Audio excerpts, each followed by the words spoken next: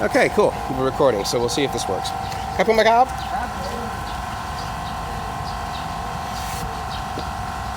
With any luck, I'll be able to sort of hold this here and get some footage. Now, I'm anticipating that this is very shaky. As mentioned, I don't have a gimbal, and in fact, this is on my Huawei phone. Now, in the past, or the last few times I've been here, this is the main sort of street that you come in, and then you head off this way. One of the most popular things to do is, or there's two basically real popular things. The first one is to go to the Srinakan Kwakan Park, which is a really awesome park. And we went there last time, and we may do that this time, although it takes about 30 minutes to drive there on a motorbike, on our bicycles. But it's fun, and I think it's pretty beautiful. Now, if you didn't notice, these bicycles are pretty old, and basically many of them are used, probably free bikes that they got from the many failed bike sharing startups. So you'll see ones from like Ofo and that sort of thing.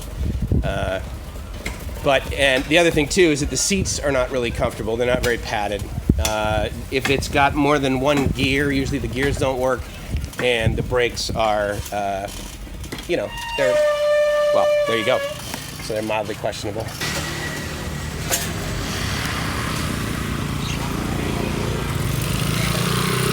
All right, so Gracie is not behind me. There she is. Make sure everything's okay.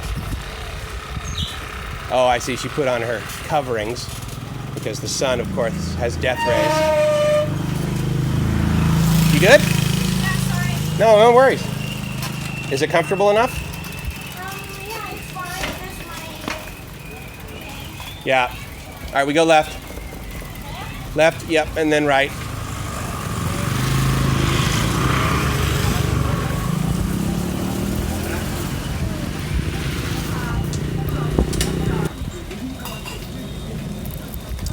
Funny, I did a video a while ago, probably 2 years. It was one of the first times that Gracie and I were at Benjakiti Park. It was the video where I actually figured out how to properly pronounce Benjakiti Park.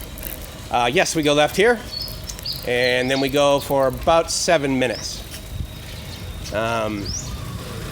So in that video, it was such a nice park. I said, if we ever lived here, boy, I would buy some bicycles, and then we would be able to bicycle around this, or we would go around the city. But of course, bicycling around Bangkok is not.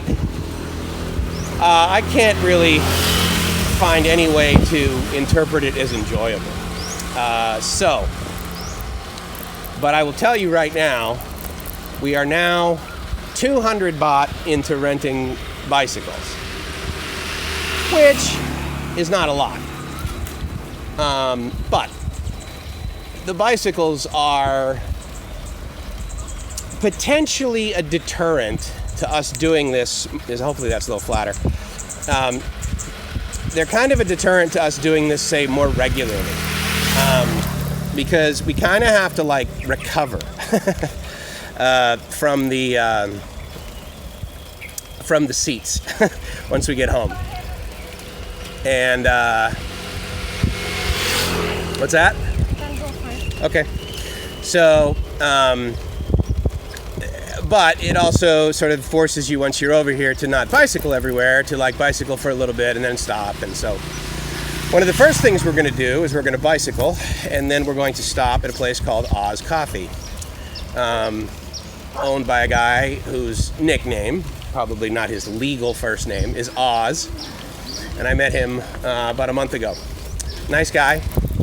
And it's one of those deals where he used to live in sort of the back of the house and then set up a coffee shop in the front of the house.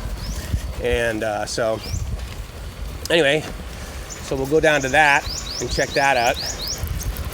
I'm just going to keep this thing rolling. And then I'll edit it later because, of course, you know, you never know what's going to come up. One of the things that's pretty necessary, so only my right brake work, is watching out for other motorbikes, as well as cars and stuff. Now this guy, and he's got some pretty nice bicycles.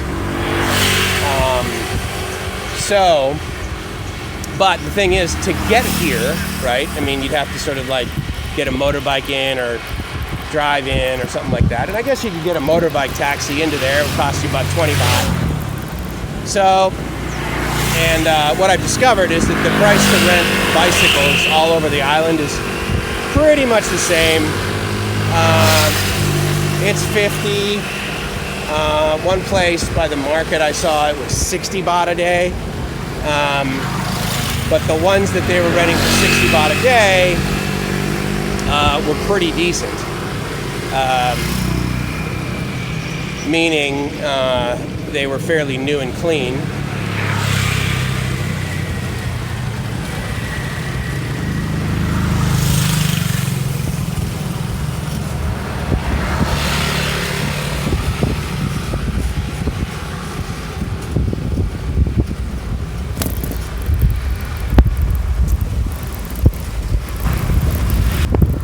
There's another parking lot back there. Now it's about 9:15, so still sort of early for a lot of Thais on the weekend. But I anticipate those empty parking lots back there to be quite full once we go past them later on.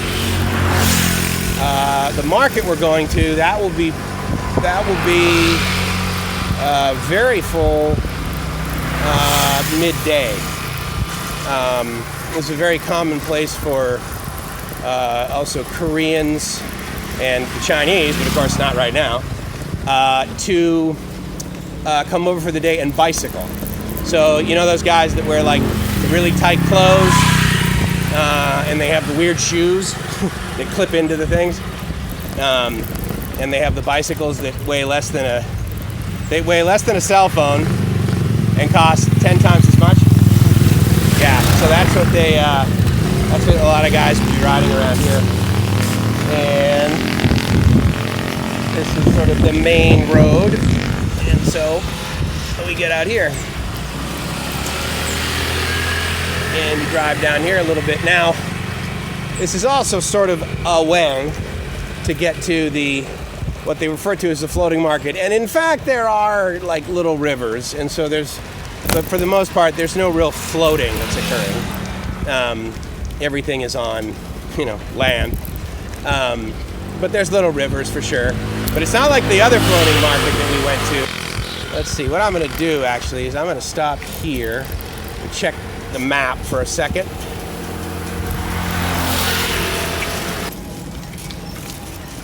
One of the sort of, this is a mild, so that's Beehive Coffee House right there. And we could also stop there and have a coffee. But I want to go to this one simply because there's Cha Tosh. As you can see, there's a lot of neat little coffee houses along the way here, along with the infamous Thai street food, which is, well, most of the time, I will say at least 85% of the time, it can be labeled simply as delicious. And so that's a pretty darn good default setting.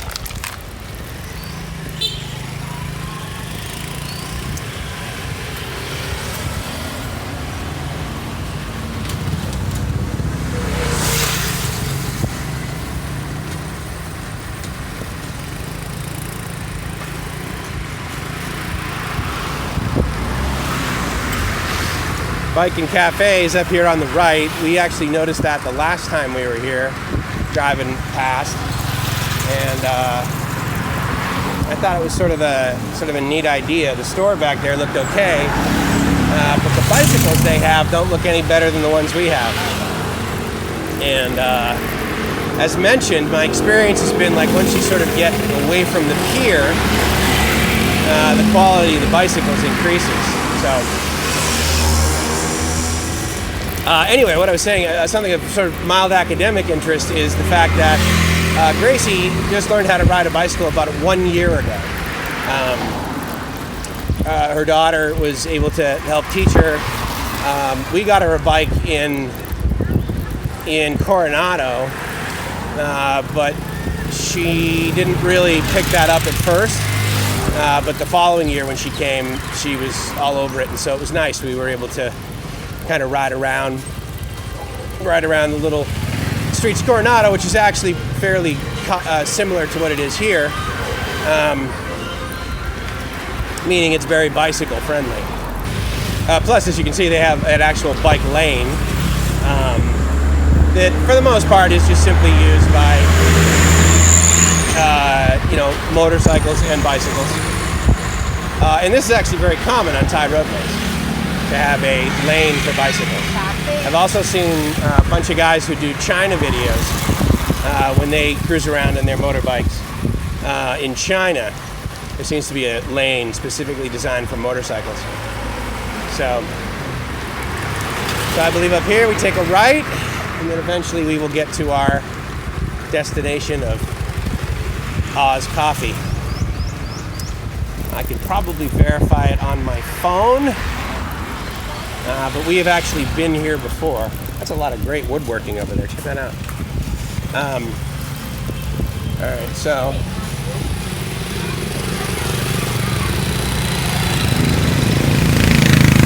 good. All right, there we go. Here we go. All right.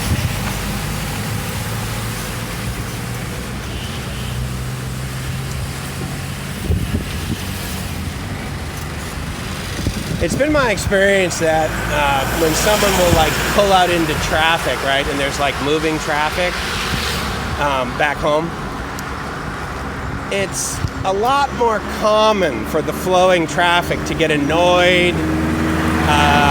I've even, seen people speed up, heading towards the guy that's effectively sitting in the middle of the road. Or beep your horn, to basically show your audio disapproval. Whereas here, just as an example of that taxi back there, you just sort of pull out slowly, and for the most part, the oncoming traffic will really slow down.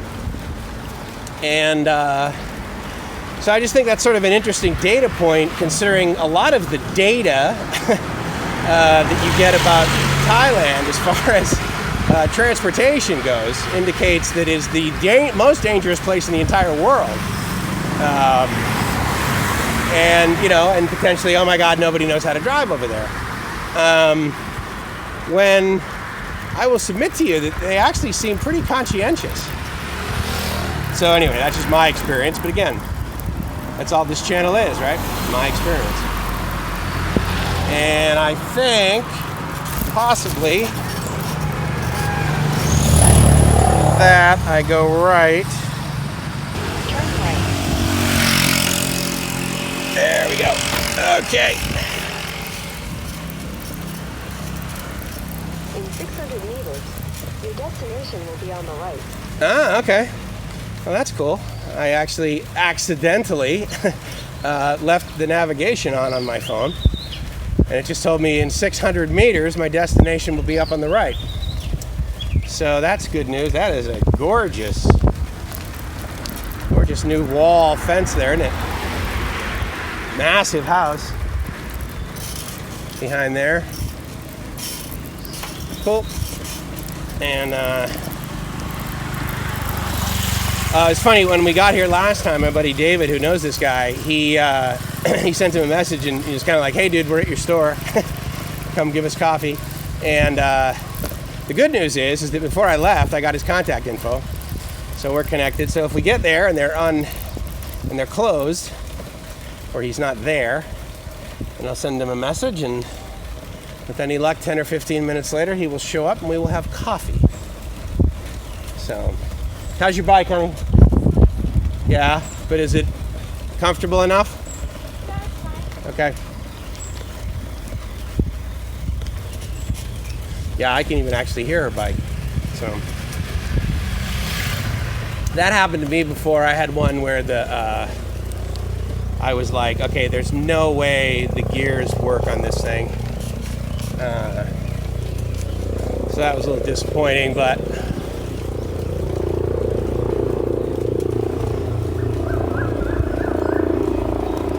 these mirrors are a good idea, you know, when you have the roads that turn at 90 degrees like that. The problem is that because of the weather here, a lot of times they get pretty soiled.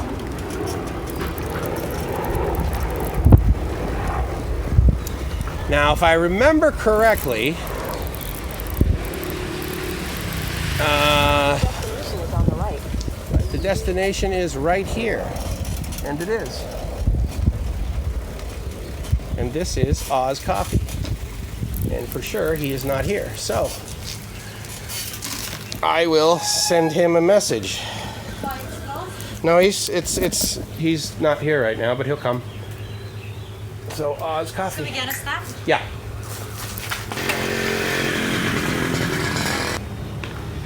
So it's like someone was here, so I'll send him a message here.